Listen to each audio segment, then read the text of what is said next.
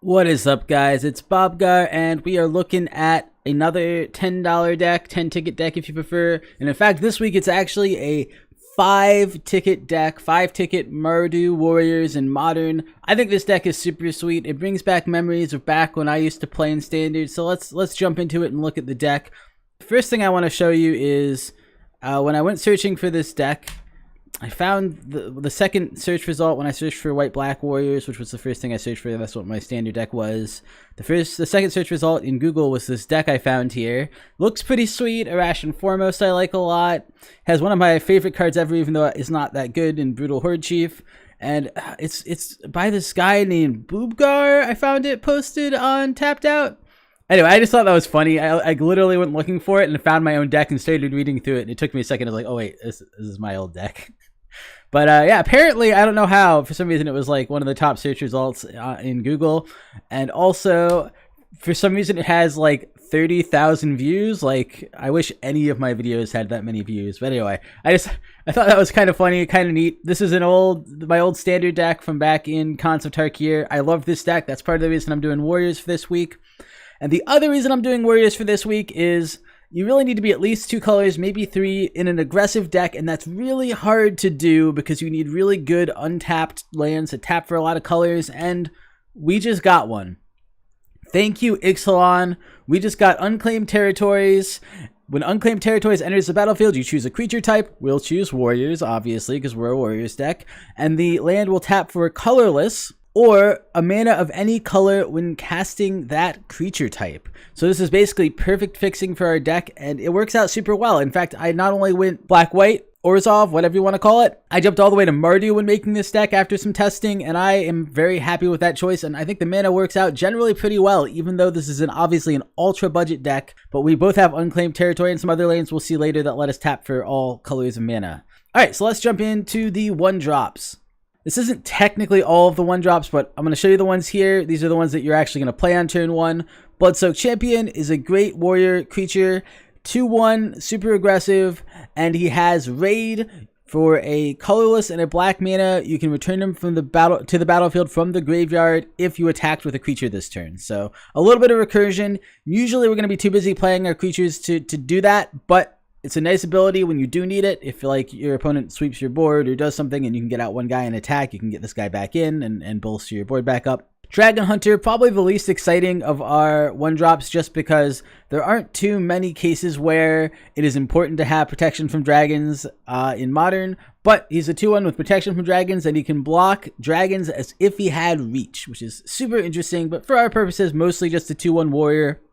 Mardu Woe-Reaper, a lot like Dragon Hunter, his ability is slightly more relevant when he comes into play, or any other warrior comes into play afterwards. You can exile a warrior card from your graveyard, or I think it's any creature technically, and you gain, and I think it's any graveyard too, so you can do it from your opponent's graveyard. I'm just going to keep tacking on things until I remember what this card does. Then you gain a life. So it bolsters your life very slightly, usually not super important, although against things like Burn, he can be kind of nice.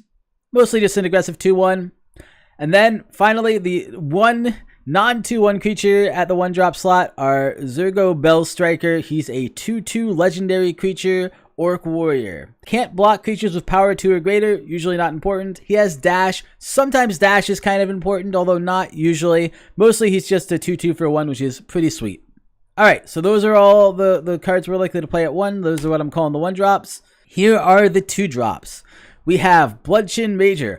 Probably ultimately our most important 2-drop. The other ones are all pretty important too, but Bloodshed Major has, when he attacks, all of our warrior creatures gain menace. Technically on this old version of the card it says it can't be blocked except by 2 or more creatures. That's because he was printed before menace was keyworded, but I think on Magic Online it's updated it, errated it to say menace. So basically when he attacks, all the other warriors you're attacking with gain menace. It makes blocking really hard for our opponents, especially against, as you saw with our 1-drops, we're kind of a go-wide aggro deck. So forcing through damage with Bloodshed Major is really good. Chief of the Edge, probably second most important 2-drop. Other warrior creatures you control get +1/+0. Buffs our whole team basically as soon as it comes into play. And it's just a 3/2, which is a great rate for 2 mana anyway. Only thing that makes him a little hard is his mana cost, but other than that, he's great. Honored Crop Captain is very similar to Chief of the Edge. The only disadvantage here is it's not a static buff. it has to be attacking to give the other creatures +1/+0. So it both involves being able to attack in with the Honored Crop Captain, which you can't do on your first turn, and you actually obviously have to be in a position where you'd want to attack in. So it's not as good on defense as Chief of the Edge, but still very similar, kind of the same effect. Buffs all of our power, kind of almost acts like a Lord for 2 mana. And then Glory Bound Initiate is a 3/1 for 2, and you can exert it to make it a 4/4 with lifelink. I like this card a lot. It helps in a lot of aggro versus aggro matchups, or if you're against burn or something.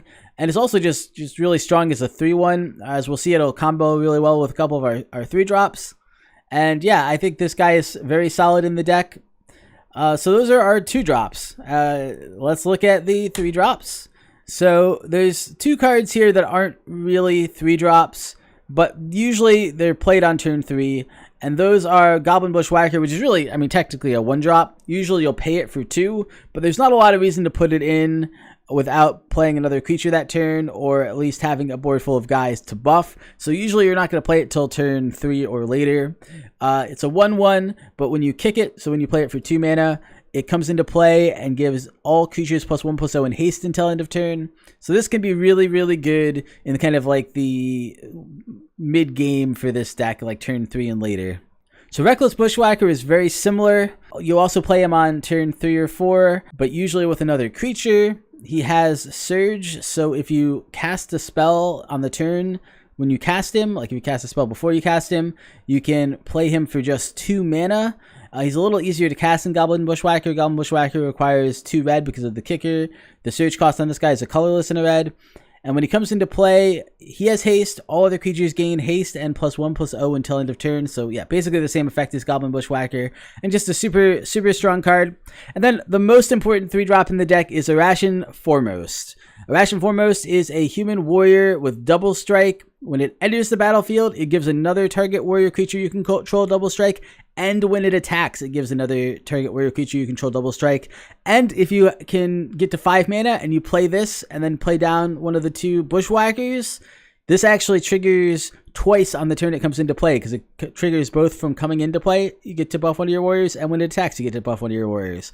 I think this card is super sweet in the deck, probably the most important thing in the deck to give our deck kind of that, like I said, mid-range punch. And I like it a lot. I've always been a big fan since it came out, since it was in my Black-White Warriors Tribal back in Khans of Tarkir. And those are the 3-drops. Let's move on and let's look at the non-creature spells in the deck. All right, and then I guess we'll take a trip and look at the lands. The land base is a little bit complicated. Not complicated, I should say. It's just there's a lot of non-basic lands, but they're all really cheap. So Unclaimed Territory is the new one from Ixalan. Currently, it's like $2.50 in paper, but it's down to like 10 or 20 cents online. I expect the paper price is going to go way down too. It's not nearly as good as something like Cavern of Souls, but the price just makes it so much better. Yeah, Unclaimed Territories is great. It's a great thing to have for budget decks. It makes me super excited for multicolor tribals like this. I think I already read it, but I'll read it again. When it comes into play, you choose a creature type. It taps for a colorless mana for anything, or a mana of any color of your choice to play spells of the chosen creature type. So I like this card a lot. It's one of my favorite Ixalan cards. Ancient Ziggurat, one that doesn't see a lot of play. Partly because it literally doesn't tap for mana at all unless you're casting creatures. We get around this by just not running any non-creatures, which generally is not a good idea, but, you know, we're a budget deck. We got to go for what we're good at. We got to kind of like pick an angle and go for it, and that's our angle in this deck. But for casting creatures, you can tap it for 1 mana of any color.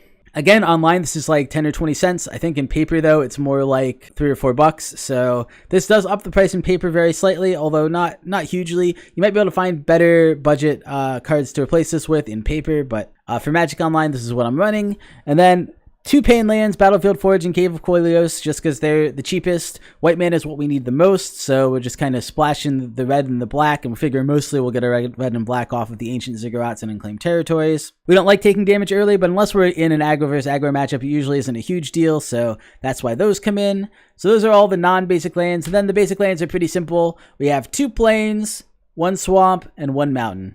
These are mostly in there just in case we get like paths or something. We want to have some basic lands to search for in the deck. That's the land base. Let's look at the sideboard. Sideboard is pretty typical for my kind of decks along the left side, and then pretty weird along the right side. So we start off with 3 Ghost Quarters, destroy Tron lands, 3 Tormod's Crypt, get rid of graveyards against decks like Living End, 3 Fragmentize, get rid of problematic enchantments like Ensnaring Bridge. I don't think this deck can beat an Ensnaring Bridge, so definitely got to get rid of things like that.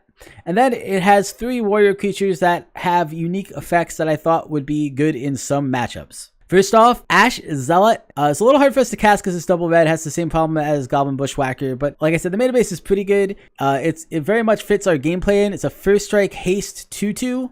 It's actually, I mean, very well could have made the main board in our deck in a lot of ways. But the reason it's in the sideboard is it has a hate bear effect. Whenever a player casts a spell from a graveyard, Ash Zealot deals 3 damage to that player. So yeah, comes in against decks like Storm, which will probably just kill itself before it manages to storm off if it has to take 3 damage for every card it's playing out of its graveyard. And also just Snapcaster decks. Like, it's close enough to being main boardable that it really doesn't feel bad to go down one of our 2-drops that are not particularly good against Snapcaster decks to put this in instead. And so yeah, I think this has a pretty good place there. Hidden Dragon Slayer is a 2/1 for 2 with a lifelink. So just there, it'll often come in against Burn just for the lifelink effect. It also has Megamorph, so you can play it face down for 3, which is a little expensive for our deck, and then flip it back up for 3 more, and it kills a creature with power 4 or greater. Can be relevant in some matchups where we really need to kill super big creatures. So that's the reason it's in the deck. Can be a kill spell against super problematic creatures that we just don't have any way of beating. They do have to be big creatures, but those are mostly what this deck is going to have problems with since we're kind of a go wide aggro deck. And the life gain is also super nice against Burn, so it kind of does well in both those matchups. That's kind of what that comes in against. And then Alicia, Who Smiles at Death. She comes in against the very controlling spot removal decks. Probably sweeper decks too. 3 mana, 3/2 with first strike. So pretty good at swinging in, especially in our deck that has all the buffs to power. And then it has whenever Alicia, Who Smiles at Death attacks, you may pay white or black. If you do, you have to pay 2. If you do, return target creature with power 2 or less from your graveyard to the battlefield. Tapped and attacking. So this returns almost every card in our deck to the battlefield. I think it misses Glorybat Initiate.